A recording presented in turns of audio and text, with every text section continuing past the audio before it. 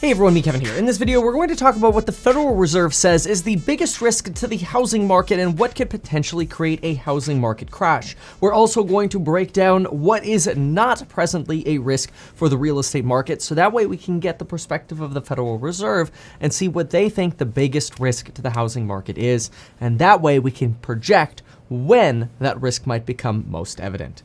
Folks, let's get right into this video. Right after I mention that, of course, this video is brought to you by the amazing programs on building your wealth, especially the real estate investing course and the do-it-yourself property management course, which comes with guides and how-tos on rental renovations to make sure you don't overspend on your real estate. Check out the programs along with others on building your wealth linked down below and use that coupon code before we get to the Black Friday season because you will always lock in the best price the sooner you buy rather than waiting. Thank you so much, and let's get into the content. So we're going to go to the Federal Reserve's financial stability report, and we're going to break down the real estate sections in this video. I've broken down the stock market sections in the other video, the first video that I did in this sort of financial stability report series, and I'll link that in the description down below, so if you want to see that portion, you can see that there. This is going to essentially be part 2, where we talk about real estate, and in part 3, we'll talk about stablecoins. So let's talk about this. Most asset classes here have obviously seen valuations substantially higher than, current, historical valuations. We're seeing this prices of everything go up. But don't worry, they say, no inflation, right? Now we'll put that aside. Let's focus on the actual facts here. Supported by low mortgage rates and strong demand, housing prices continue to rise at a rapid clip, outstripping increases in rent. Now, this is actually really important to know because it really sets the stage for the potential for rents to go up even more. And even though the Federal Reserve doesn't believe that there's a lot of speculation happening in real estate, I do believe that investors are expecting to be able to raise rents as tenants move, or so that way they can essentially raise rents to market levels as opposed to having people in locked contracts now, or if they buy projects, people, I believe, are projecting higher rent increases in time. So people are kind of starting to build in higher rents in their valuations. We're starting to see this come from sellers as well, reiterating higher asking prices, which is something pretty wild that just happened in real estate data as well. I always recommend and refer people to the Redfin Data Center to keep track of what real estate prices are doing sort of on the day-to-day. And there was a little interesting inflection point that I saw. If you jump on over to the data center and you go to median sales price, take a look at this. Usually towards the end of the year, like 2020, 2019, well, 2020 was a little bit of an exception, so I'm just going to remove 2020, so we're going to exclude 2020 here. Just look at the blue and the gray here. This is 2019 and 2018. You always tend to see when school starts and you get into the fall season, this reduction in pricing. And you generally don't see an increase in pricing until February and March. And in 2019, you did see a tiny little bit of push in the second to last week of December. But beyond that, we don't really often see prices going up at the end of the year. But take a look at 2021, folks. This is weird. We followed almost the exact inflection point to the dot in timing, with prices starting to soften a little bit, and now they've actually U-turned back up. It's pretty incredible, and the sustainability of this is obviously in question. But these are some worthwhile things to pay attention to. Now, the Federal Reserve goes on to see here, however, with valuations at high levels, housing prices could be particularly sensitive to shocks. And this is especially true if housing prices keep going up. So this is a risk factor that we're going to want to pay attention to in real estate, and they're going to give us a specific catalyst in a moment as well. They do mention here that aggregate commercial real estate prices have continued to go up since May. That was the last time they did a financial stability report. However, prices for retail, hotel, and office sectors have remained roughly flat amid limited transaction volume since the onset of the pandemic. They also do mention that farmland prices continued to be elevated relative to rents and incomes. Again, sellers almost projecting, hey, you should be able to get more rent in the future from this.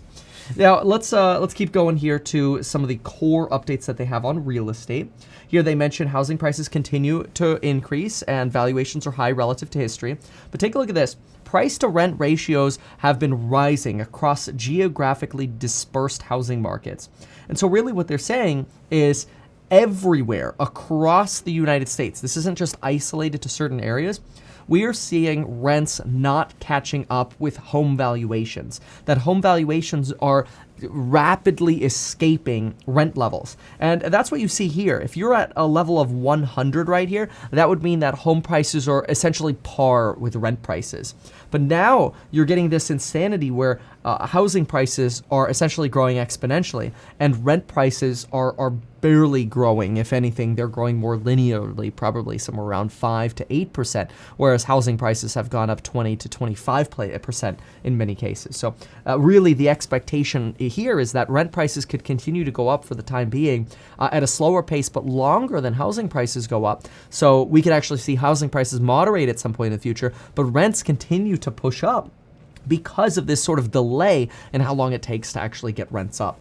Pretty incredible, and it really reflects a lot of the inflation that we've seen in the markets. It just takes longer to be realized in real estate, and it could be a catalyst for keeping CPI data higher for longer, which is not good, because if CPI data is higher for longer, since owner equivalent rents and housing all make up about a third of the weight for CPI, and CPI is one of the tools along with the PCE that the Federal Reserve uses to project when they'll raise interest rates, we could actually see these lagging rents end up pushing inflation up more for longer, leading interest rates to go up more rapidly and sooner, being bad for real estate pricing. But we'll talk more about what will be bad for real estate pricing in a moment. It's worth noting first, though, that even amid such rapid and widespread price growth, the Fed here says there is currently little indication of highly leveraged real estate investment activity or a deterioration in underwriting standards. Now, both of these are extremely important. Back in 2006 and 2007, the Federal Reserve was keen to a deterioration of underwriting standards, and so were Fannie and Freddie Mac,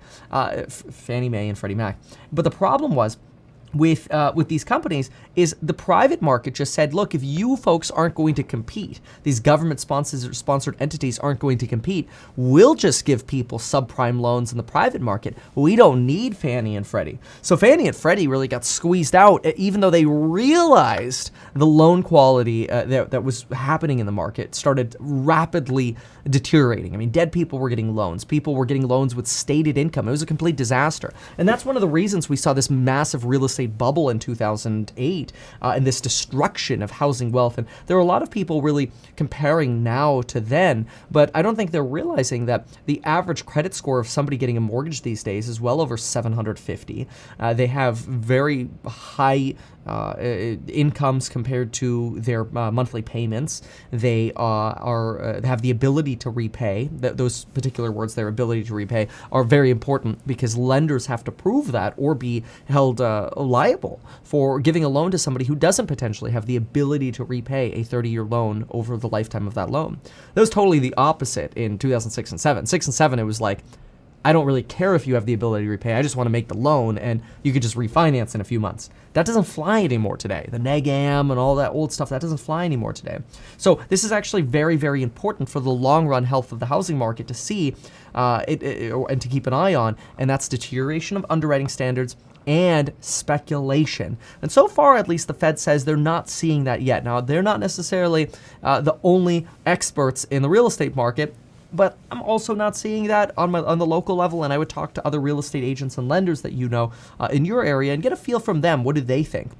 Now, let's see what else we have. So then we go on over to over here, default risk. So low interest rates continue to mitigate investor concerns about default risk arising from higher leverage.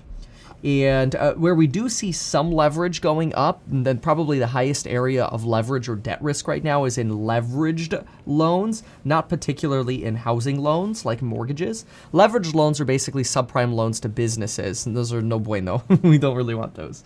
So then we have default rates on leveraged loans has actually fallen, though, worth mentioning that. And the financial position of many households has continued to improve since the previous financial stability report, which again was done in May 2021. And it's supported, that's back when people were supported by pandemic stimulus, a recovering economy, and rising housing prices. Still, however, some households remain financially strained and more vulnerable to future shocks.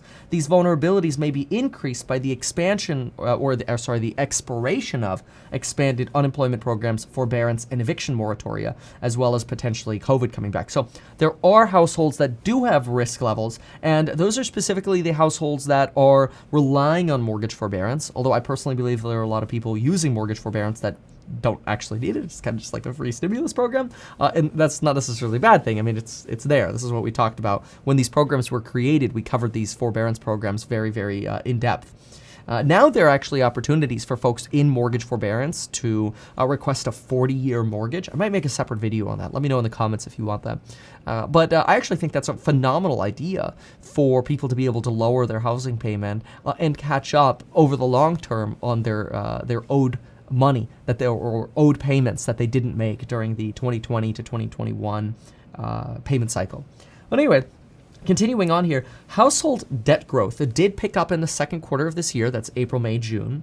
Debt owed by roughly 1/2 of households with prime credit score continued to account for all of the growth, driven by increases in mortgages, credit cards, and automobile debt. So this is very, very important, right? This is basically saying the debt growth we're seeing at homes and households is really driven by folks with prime credit scores. And this makes sense why we are seeing this large uptick in the average credit score, because it's the people with money and with wealth and with good credit scores that are actually out there making more money. I think this is why people like to say it takes money to make money, right?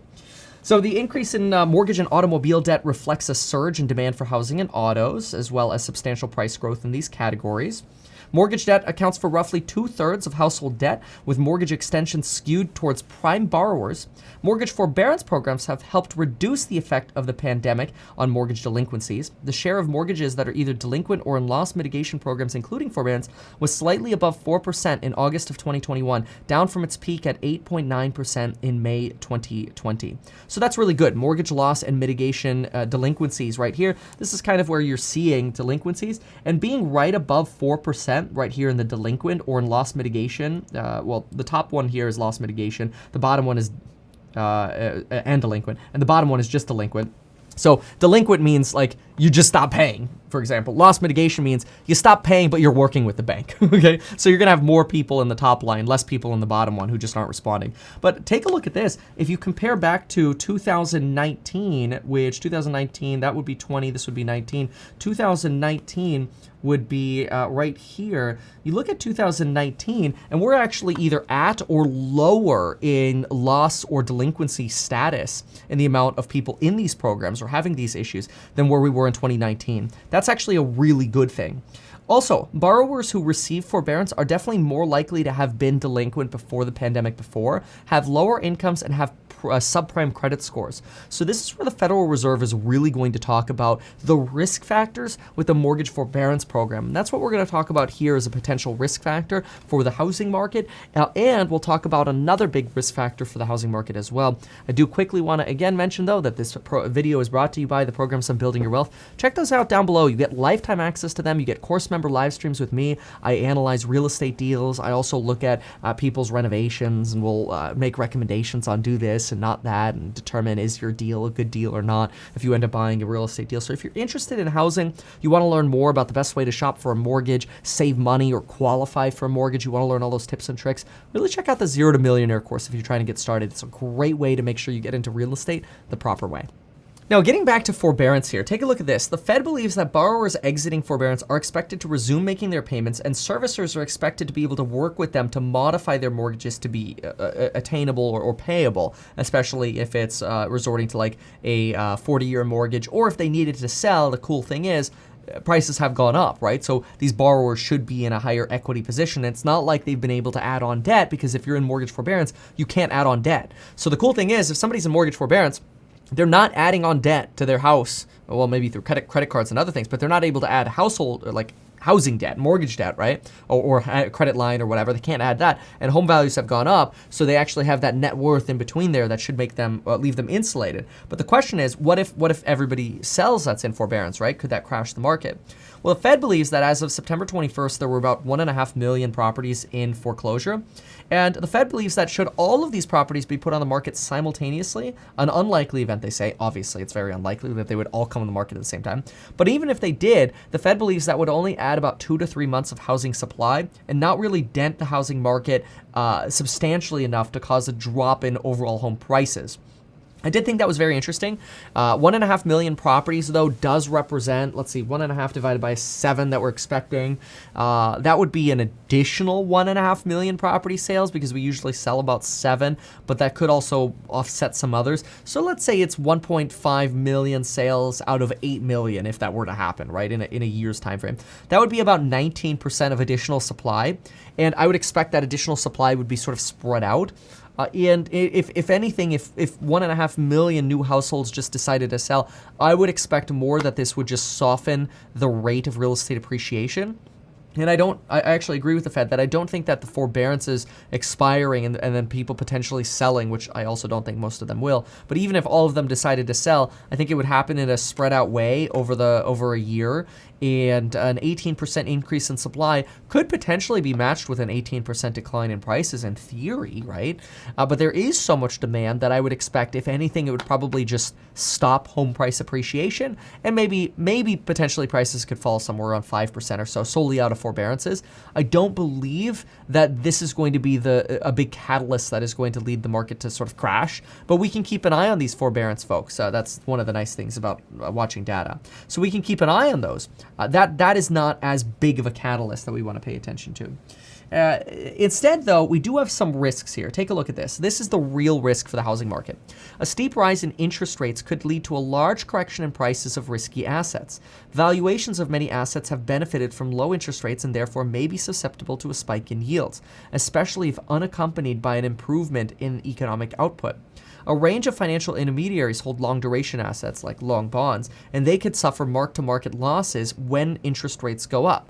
So when there's an adjustment in the liquidity of companies because interest rates are going up, we could also see an adjustment in household liquidity because households' net worth is going to decline at the same time as housing demand subsides. So now you have less housing demand, less household liquidity because people's net worth is potentially declining as interest rates go up. And the Federal Reserve believes that it's actually interest rates going up, not mortgage forbearances, that are going to be the biggest potential catalyst for a housing market crash.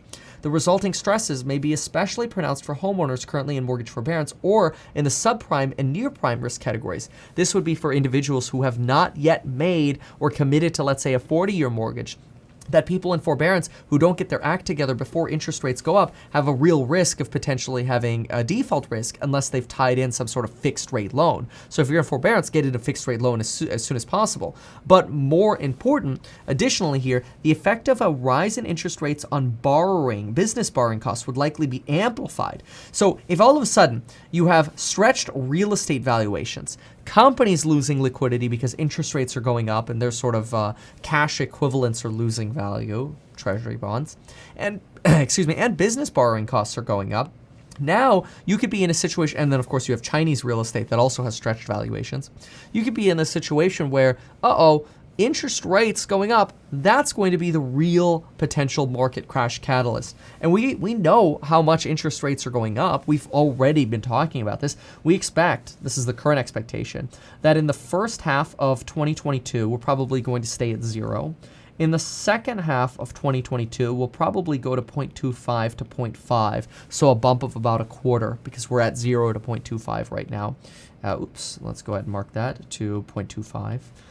In the first half and second half, so I'm just going to put 2023. In 2023, we do expect 2 rate increases, so that could bring us up to 0.5 to 0.75, 0.75 to 1, so we'll put 0.75 to 1. And 2024, we might actually see 3 increases, where we could get from 1 to 1.25, a quarter to 5, a 5 to 0.75, so that would look like 1.5 to 1.75 by 2024. This increase could lead mortgage rates to increase by about 1.5%. A 1.5% increase in mortgage rates is generally associated with about a 15% decline in real estate prices. And so this is where, if you do have mortgage forbearance folks selling, and let's say you get this max potential 18% increase in supply, which is going to slow home price appreciation, at the same time as rates go up, now you have a problem. Now, individually, I don't think mortgage forbearance is going to be more of a problem than just slowing real estate price appreciation and growth, bringing us to 0. But if on top of that rates go up, now we could see the catalyst for home prices declining.